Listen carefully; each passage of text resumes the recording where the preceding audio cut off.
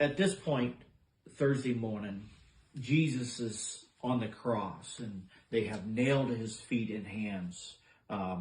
There's been discrepancies on where they pierced his hands, his feet, but crucifixion is a very brutal way to die.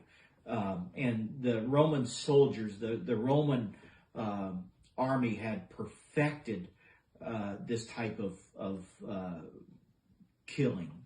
And matter of fact, it was the suffocation of the body is what was so cruel, because when they nailed their feet on the cross, they lifted his knees just a little bit so he would have just enough strength to, at every breath, you would have to push yourself up, inhale, and he's doing this as he's pulling his arms up and pushing up with his legs just to get a breath, and then having all of that and then sink back down, and doing that for every breath.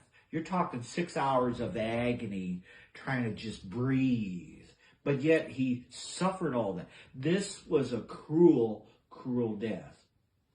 And yet he did it for your sin. At this time, this is where you find all the people. Some are mocking in the crowd. Some are cheering. Some are wailing and crying because of all this. But then this is where you have the 7 sayings of Jesus on the cross. This is where the thief on the cross, and they're arguing and they're fighting, and one says, "Remember me, Lord, when you bring me into paradise." And Jesus says, "Today thou will be with me in paradise." And this is all that's transpiring. This is when John is standing there beside Jesus's mother Mary, and Jesus says, "John, behold thy mother," and that's that transition. But also, this is the time frame when darkness has come and is starting to envelop. This is where Jesus is saying, "I thirst." This is all the time frame on the cross. You're talking, and in between all this, he's just trying to get a breath.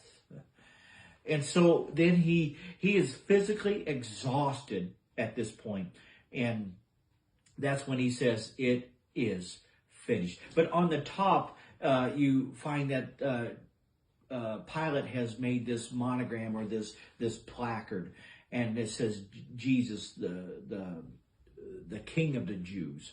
And so it really throws a lot of turmoil. But I kind of like Pilate. He says, "What I've written, I have written," and it's there.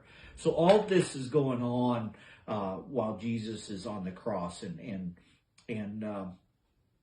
when he says it is finished, that's when darkness comes. That's when the earthquake happens. That's when the tombs are opened up. That's when the dead are walking through the streets of Jerusalem. And that's also, did I say when the veil is rent and torn in two? This is also the time when they are casting lots for Jesus's garments at the foot of the cross. This is also the time when it's all prophesied. But there's so much going on at the cross. But here's the main thing. He died for you. And he died for me. He nailed your sins and my sins to that cross. That's what's so important, is he chose to shed his blood for you and I.